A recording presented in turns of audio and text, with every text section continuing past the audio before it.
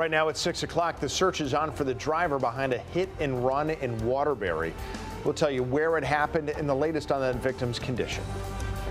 And a new tax on trucks is making road bumps for truckers, how they plan to address their concerns with the GOP. Plus, a new deadly attack on Ukraine overnight. We'll tell you what Ukrainian officials said was the intended target. Those stories and more right now on Fox 61, Connecticut's news station. All local, all morning. This is Fox 61, Connecticut's news station.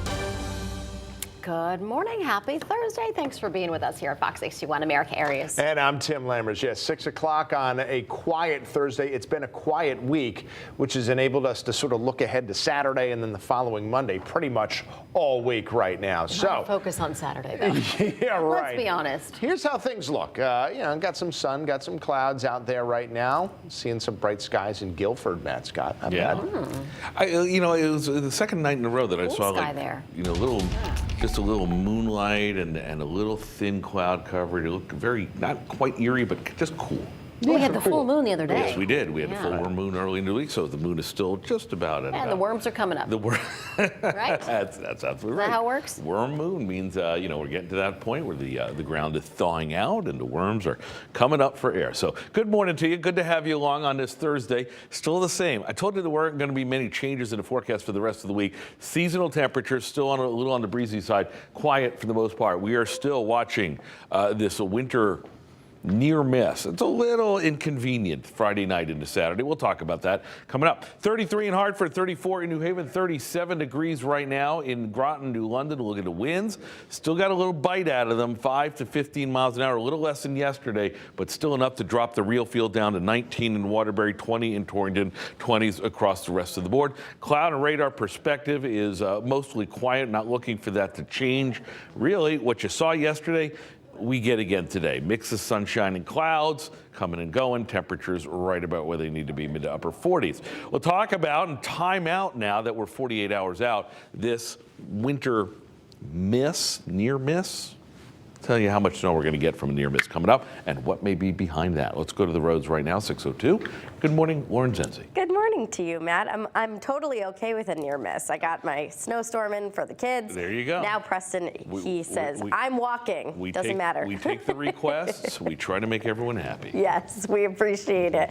Good morning to you, Matt. Good morning, everyone. We are following one crash out in the roadways. This is over in the Plainville area on I-84. This is on the westbound side between exits 33 and 32. The right lane is closed at this time, but really not causing any big impact for the morning commute. It's very light volume out there, so it really isn't causing any big delays or anything like that. 91 looking great. 84 eastbound in the East Hartford area, as well as coming into the capital city right near the Hartford Tunnel. We do have a little bit of an extra, a little bit of a heavier volume out in the roadways, but really not much to complain about. In the New Haven area, 91 and 95 in both directions looking great this morning.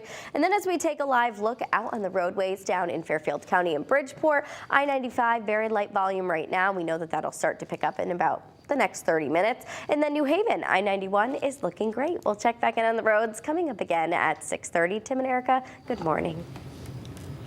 And good morning to you. Well, this morning, police said a Waterbury man is in critical condition after being hit by a car that drove off after the crash. Fox 61's Brooke Griffin is live in Waterbury with the latest details. Brooke, good morning. Good morning to you both. Waterbury police say the search for that suspect is now hitting the 12-hour mark as they're trying to find the person that drove away from that scene. Waterbury police say this all unfolded around 6 o'clock yesterday evening. They were called to the intersection of Meriden and Pierpont Roads for a medical call. They originally thought the man had just passed out in the road. Officers say when they arrived, they found the 30-year-old man had been involved in a hit and run. He was hit and left with life-threatening injuries that put him in critical condition. Investigators say he was taken to the hospital, but there's no word on his current condition. We are waiting on an update. Police are now searching for the person who did this, and we are working to learn more about the suspect's car to be able to get a description to you to look out for this morning. Now, if you happen to be in that area of Meriden and Pierpont around 6 o'clock yesterday evening, police are looking for your help. They want any information you may have. Maybe you saw something or heard something in that area. They want you to go ahead and give them a call if you have anything that could help them. Live in Waterbury, Brooke Griffin, Fox 61, Connecticut's news station. Brooke, thank you. It is 6:05. Two New Haven firefighters are recovering this morning after their fire truck was hit on the highway. They were responding to a car crash on I-91 South late last night in New Haven. Well, police said 23-year-old Wilton Ketter sideswiped a tractor trailer and another car before careening into that fire truck. Ketter and the tractor trailer driver were hurt as well. And Ketter's facing multiple charges connected to the crash, but he's also facing firearms charges because police said they found a ghost gun in his car. He's expected in court at the end of the month. All right, right now we're bringing you an update to some breaking news we brought you yesterday morning. 7 families are now without a home in Naugatuck today after a large condo fire. Yeah, 12 adults and 9 children and a dog. They've lost everything inside their homes on Lantern Park Drive. Fire officials first responded to reports of a huge fire around 9:30 Wednesday morning. Now, all of the residents and pets made it out safely. However, one firefighter was hurt and had to be sent to the hospital for treatment. Firefighters made the decision to tear down the burned building for the safety of other residents at the complex. We're hitting hot spots as they're demoing, so we had a lot of hidden fire in the building in those void spaces. So that's another reason for the demolition. It aids us in opening up those void spaces. Now, officials haven't said yet what the cause of the fire may be. Demolition crews will be back out there this morning getting rid of debris. Now, the Red Cross is helping connect those victims with resources to find a safe place to stay. Waterbury police said the man suspected of shooting his wife and son died by suicide in Virginia.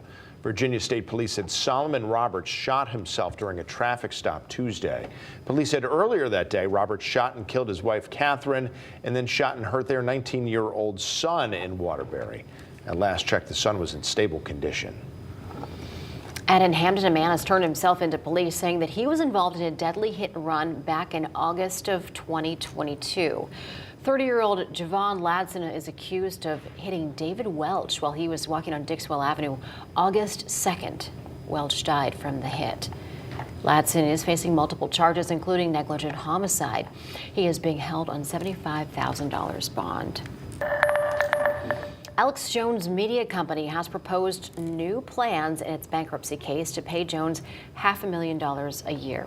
Now, the plan would also reserve about $10 million annually to pay off creditors, including the relatives of the Sandy Hook victims. It's still unclear how much money those families will eventually get from him, especially after he has repeatedly said that he has less than $2 million to his name.